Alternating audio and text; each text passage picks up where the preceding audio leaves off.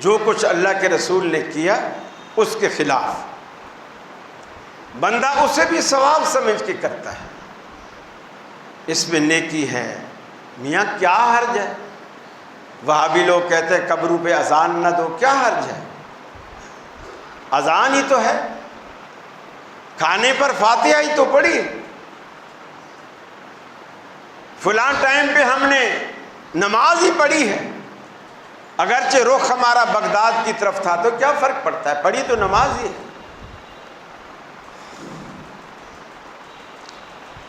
یہ جو بدعت ہے، اللہ کے رسول فرماتے ہیں لا يقبل اللہ لصاحب بدعۃ صوما ولا صلاۃ ولا صدقۃ ولا حج ولا عمرہ یخرج من الاسلام کما تخرج الشعرۃ من العجین۔ فرمایا بدعت کرنے والا اللہ نہ اس کی نماز قبول کرتا ہے، نہ روزہ، نہ حج، نہ زکوٰۃ، نہ صدقہ، نہ خیرات، نہ نفل، نہ فرض۔ وہ اسلام سے ایسے نکل جاتا ہے جیسے گندے ہوئے آٹے سے بال نکال لو اور اس پر آٹے کا کوئی اثر نہیں ہوتا، اسی طرح وہ اسلام سے خارج ہو جاتا ہے اور اسلام کا کوئی اثر اس پر نہیں ہوتا ہے۔ میرے بھائی، یہ بظاہر چھوٹی چھوٹی باتیں، آپ جمعہ میں آتے ہیں تو جمعے کا ایک مقصد ہے، وہ مقصد آپ حاصل کریں، ایک بدعت چھوڑیں، اس کی جگہ ایک سنت کی عادت ڈالیں، پھر دیکھیں زندگی میں کیا انقلاب آتا ہے آپ۔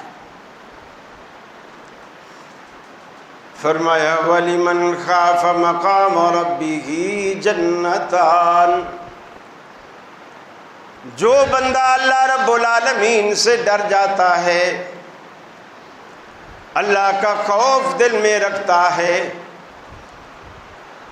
اللہ کی دربار میں پیشی سے ڈرتا ہے کہ میں رب العالمین کے سامنے پیش ہوں گا، کیا جواب دوں گا؟ اللہ کہتا ہے میں اسے اس کے ڈر کے بدلے 2 جنتیں عطا کروں گا۔ حالانکہ جنت تو ایک بھی کافی، ایک بھی کافی، لیکن اللہ 2 جنتیں دے گا کس بندے کو جو اللہ سے ڈر جاتا ہے۔ میری طبیعت کچھ میرا ساتھ نہیں دے رہی، میں تھوڑا سا بیٹھ کر، اگرچہ یہ سنت کے خلاف ہے لیکن بیمار کو، مریض کو اس کی اجازت ہے، آپ معاف کیجئے گا۔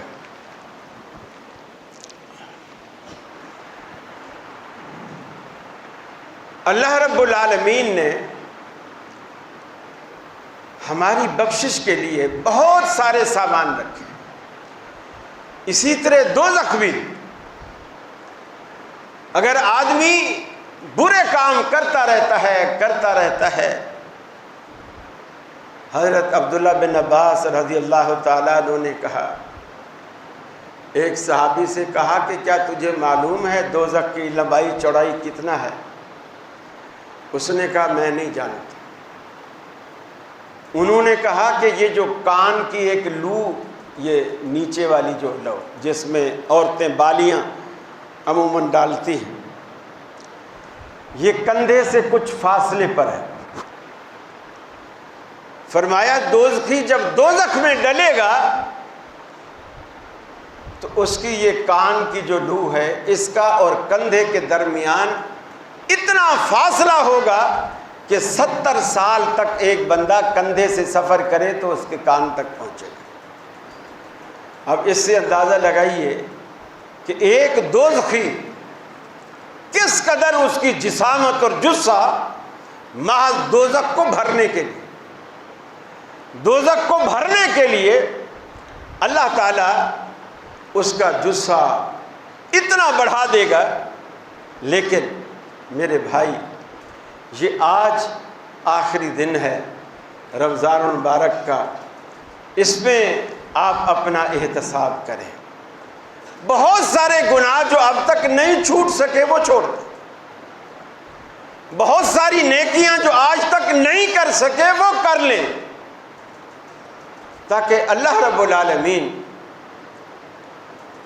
ہمیں بخش دے۔ رمضان کے بھیجے جانے کا مقصد یہی ہے، حج کی فرضیت کا مقصد یہی ہے، عمرے کا مقصد یہی ہے، زکوٰۃ کی ادائیگی کا مقصد یہی ہے، روزے کے رکھوانے کا مقصد یہی ہے، نماز کے پڑھوانے کا مقصد یہی ہے، تاکہ ہم دھل دھلا کر صاف ہو جائیں، گناہوں سے پاک ہو جائیں، اور جب اللہ کے پاس جائیں تو ہمیں کوئی شرمندگی نہ ہو، اللہ راضی ہو، خوشی خوشی بندہ جائے۔ حدیث میں آتا ہے الا ان اولیاء اللہ لا خوف علیہم ولا هم یحزنون، کہ یہ جو اولیاء اللہ ہیں، اللہ کے نیک بندے ہیں، ان کو قیامت والے دن نہ ڈر اور خوف ہوگا اور نہ یہ غمگین ہوں۔ اور ولی اللہ کو کچھ سینگ نہیں لگے ہوئے ہوتے، ولی اللہ آپ بھی ہیں، آپ ہو سکتے ہیں، آپ کے بھائی ہو سکتے ہیں، آپ کے بچے ہو سکتے ہیں، ہر وہ شخص ولی اللہ ہے جو اللہ سے ڈرتا ہے اور اللہ سے ڈر کر اس کو خوش رکھنے کی کوشش کرتا ہے، وہ ولی اللہ۔ اور یہ جو اللہ رب العالمین کے احکامات کی پیروی ہے، فرمایا یا ایھا الذین آمنوا اطیعوا اللہ واطیعوا الرسول ولا تبطلوا اعمالکم، اے ایمان والو اللہ کی بات مانو، اللہ کی اطاعت کرو، اس کے رسول کی اطاعت کرو، اور نافرمانی کر کے اپنے عمل کو برباد نہ کرو۔ اگر تم اللہ کی اطاعت کرتے ہو، اس کے رسول کی فرما برداری کرتے ہو، اللہ رب العالمین تمہارے اعمال کو آخرت کے لیے محفوظ کر لیتا ہے۔ اور اگر تم نافرمانیاں کرتے ہو، لا تبطلوا اعمالکم، فرمایا اپنے عملوں کو تم برباد کر بیٹھتے ہو، ایسا نہ کیا کرو۔ اللہ اور اس کے رسول کی نافرمانی تمہارے عمل کی بربادی کا باعث بنتا ہے۔ کسی بھی آپ اہل حدیث مسجد میں چلے جائیں، انشاءاللہ آپ کو ایک ہی دعوت ملے گی، اطیعوا اللہ واطیعوا الرسول، تیسری ہماری کوئی بات نہیں، نہ کسی اپنے عالم کی، نہ کسی مفتی کی، نہ ہمارے کوئی اور پیر ہوتے ہیں، نہ ہم کسی کے مرید ہوتے ہیں، نہ کوئی ہمارے مرید ہوتے ہیں، اللہ اور اس کے رسول کی دعوت دینے والے ہوتے ہیں۔ اور یہی صحابہ کرام کا طرز عمل تھا، صحابہ کرام کا یہی طرز عمل تھا۔ نیکیاں ان کے پاس ہوتی لیکن ڈرتے رہتے، اللہ کا خوف ان کے دل میں ہوتا، ڈر ڈر کر زندگی گزارتے، اللہ کے رسول کے پاس آتے، چھوٹی چھوٹی باتیں پوچھتے۔ حضرت معاذ آئے، اللہ کے رسول مجھے کوئی ایسا کام بتاؤ جسے میں کروں تو اللہ مجھے جنت دے دے، دلنی علی عمل اذا عملتہ دخلت الجنہ، اللہ مجھے جنت دے دے، کوئی ایسا کام بتاؤ۔ حالانکہ نمازیں وہ پڑھتا ہے، روزے وہ رکھتا ہے، جہاد وہ کرتا ہے، اللہ کے نبی سے محبت کرتا ہے، اللہ کا نبی اس سے محبت کرتا ہے۔ چنانچہ ایک دن اللہ کے رسول کو وضو کروا رہے تھے، وضو کرواتے کرواتے ایک جملہ منہ سے ادا کیا کہ انی لاحبک یا رسول اللہ، اللہ کے رسول میں آپ سے بہت محبت کرتا ہوں۔ اب دیکھیے اللہ کے رسول کی جو محبت ہے یہ تو سب سے بڑا خزانہ ہے۔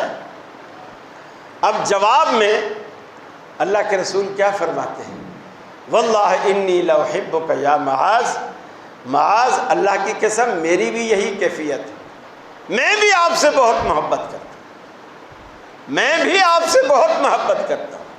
اب جس بندے سے اللہ کا رسول محبت کرتا ہو اور وہ بندہ اللہ کے رسول سے محبت کرتا ہو، اس کے جنت میں جانے میں کوئی شک ہے؟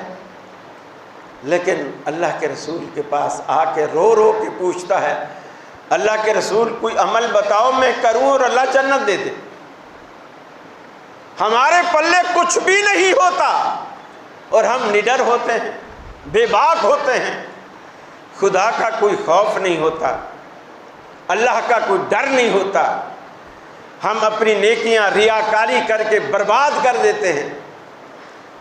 چھوٹا چھوٹا عمل بھی کریں گے نا، ایک یتیم کو اگر وہ ایک تھیلا آٹے کا بھی دے رہا ہوتا ہے نا، 10 موبائل اس کی تصویر بنائیں گے، اس یتیم کی عزت خاک میں ملا کے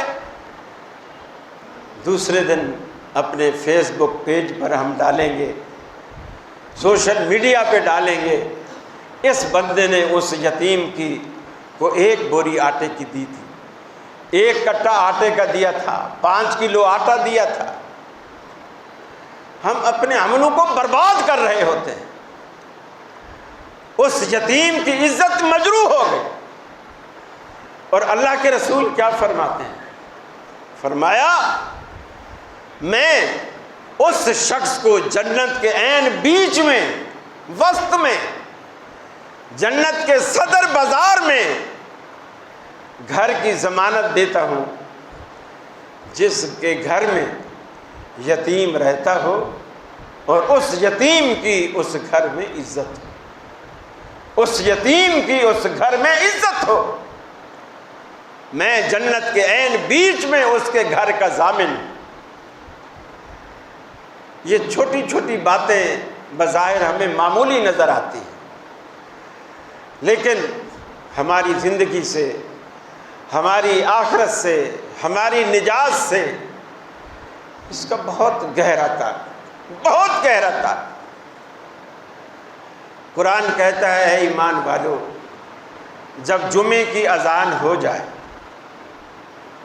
تم سارے کام دھندے چھوڑ کر، شٹر بند کر کے مسجد میں آؤ۔ یا ایھا الذین آمنوا اذا نودی للصلاۃ من یوم الجمعہ۔ حالانکہ رب العالمین نے یہ حکم رمضان کے جمعے کے لیے نہیں، پورے سال ہر جمعے کے لیے رب العالمین نے یہ حکم دیا۔ اذا نودی للصلاۃ من یوم الجمعہ فاسعوا الی ذکر اللہ وذروا البیع۔ فرمایا جب بھی جمعے کی اذان ہو، تمہیں مسجد میں بلایا جائے، اپنا دھندا چھوڑ کر فوراً مسجد کی طرف آؤ۔ وذروا البیع، کاروبار ترک کر دو۔ ذالکم خیر لکم ان کنتم تعلمون، اگر تم اس حقیقت کو جانو تو تمہارے لیے بہت بڑی خیر کی خبر ہے۔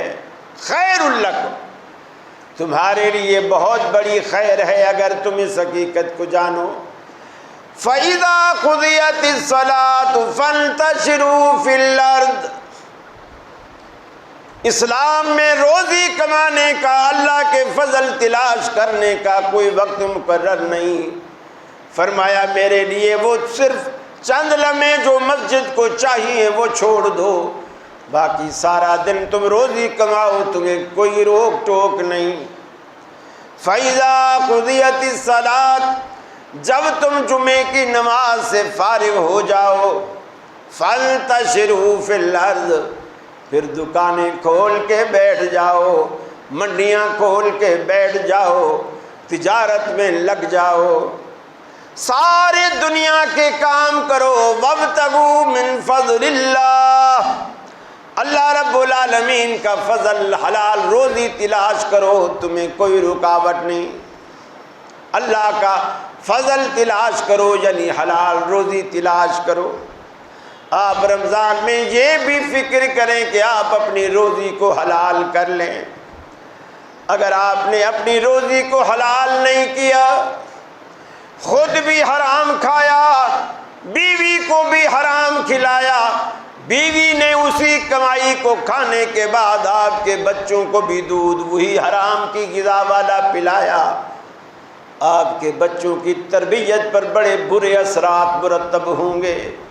یہ بھی رمضان میں آج کے جمعے میں تہیا کر لیجئے، اے الہ العالمین اب تک جو ہو گیا مجھے معاف کر دے، آج کے بعد میں پوری کوشش کروں گا کہ میں حلال ہی روزی کماؤں، حلال کھاؤں، بچوں کو حلال کھلاؤں۔ اس کے ثمرات ہی رب العالمین الگ دیتا ہے۔ ساری دنیا کو حلال کے ثمرات نظر آتے ہیں۔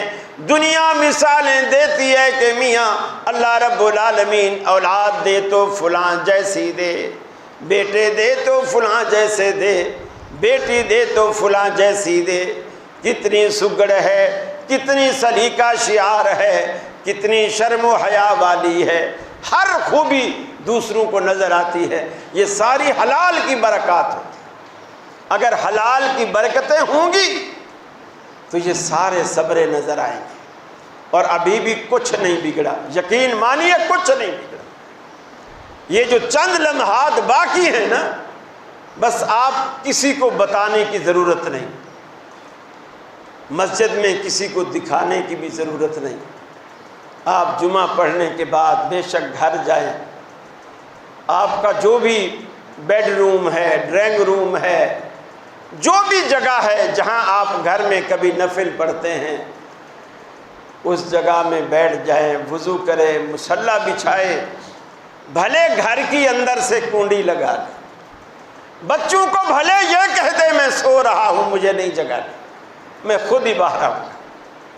مصلی بچھائیں، سجدہ کریں، اللہ کے آگے روئیں، پھر اس رونے کا کمال دیکھیں۔ اللہ رب العالمین آپ کے آنسو اپنے دامن رحمت سے پوچھے گا، آپ کے آنسو کی قدر کرے گا، لاج رکھے گا۔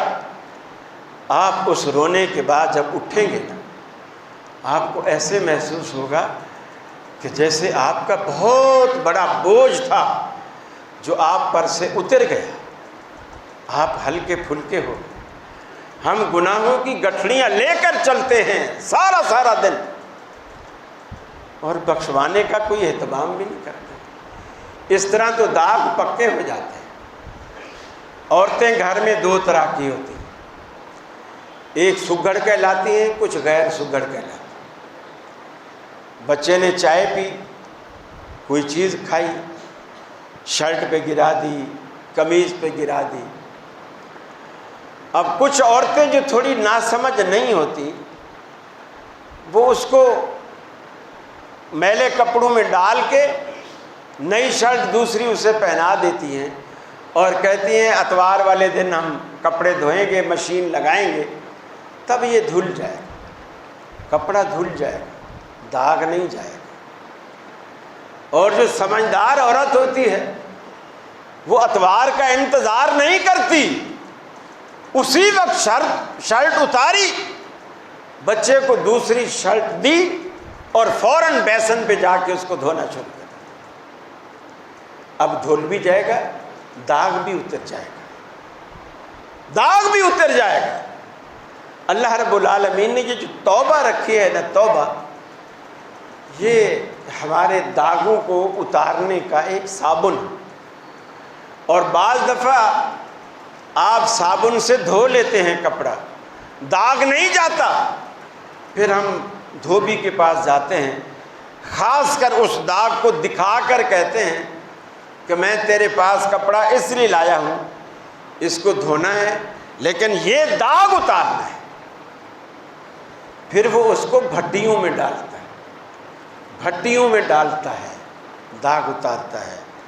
اگر توبہ سے ہم گناہ کے داغ کو نہ مٹا سکے، اللہ نے پھر، اللہ ہمیں معاف فرمائے، اللہ نے پھر ہمیں بھٹیوں میں ڈالنا ہے، اور اس بھٹی کا نام جہنم ہے، دوزخ ہے۔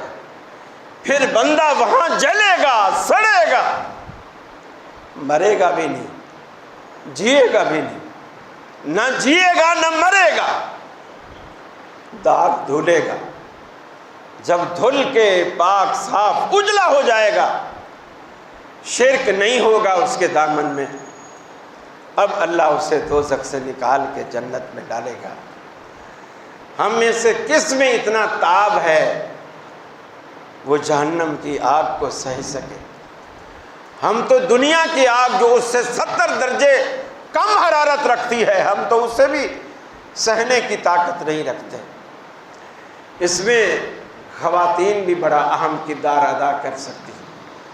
اکثر میاں شادی کے بعد جو حرام کماتا ہے وہ بیویاں اس کو غلط پٹری پر چڑھا رہی ہوتی ہیں۔ بیویاں کہتی ہیں دیکھ وہ جو ہمارا پڑوسی ہے وہ جنید، وہ بھی تو اسی محکمے میں کام کرتا ہے نا جس میں تو کام کرتا ہے، اس کی بھی اتنی تنخواہ ہوگی جتنی تیری ہے۔ وہ کل نیا فریج لائے ہیں، بڑے لارج سائز کا، نیو ماڈل کا بڑا فریج، اور پرسوں میں گئی تھی صوفہ سیٹ بھی نیا آیا ہوا تھا ان کے گھر میں، اور تیرے سے تو جب سے میری شادی ہوئی ہے وہی شادی کا فریج چل رہا ہے، وہی صوفے چل رہے ہیں۔ اب وہ سوچتا ہے بیوی کے کہنے پر، یہ بیویاں بڑا کردار ادا کرتی ہیں میاں کو بگاڑنے میں اور میاں کو سنوارنے میں۔ یاد رکھ لیجئے اگر میاں جنت میں جائے گا اور اس کا سبب بیویاں بنی تو بیویاں بھی جنت میں جائیں گی، اور اگر میاں دوزخ میں جائے گا اور اس کا سبب بیوی بنی تو بیوی بھی تو دوزخ میں جائے گی نا۔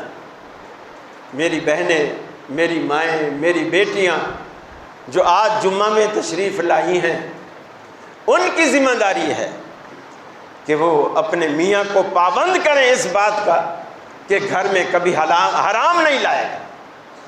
ہم روکھی سوکھی کھا لیں گے، چٹنی اور کچے پیاز پہ گزارا کر لیں گے، لیکن ہمیں حرام کے پیسوں سے تکے نہیں چاہیے۔ یہ اگر پابندی لگا دیں انشاءاللہ وہ خاتون بھی جنتی ہے، انشاءاللہ اس کا شوہر بھی جنتی ہے۔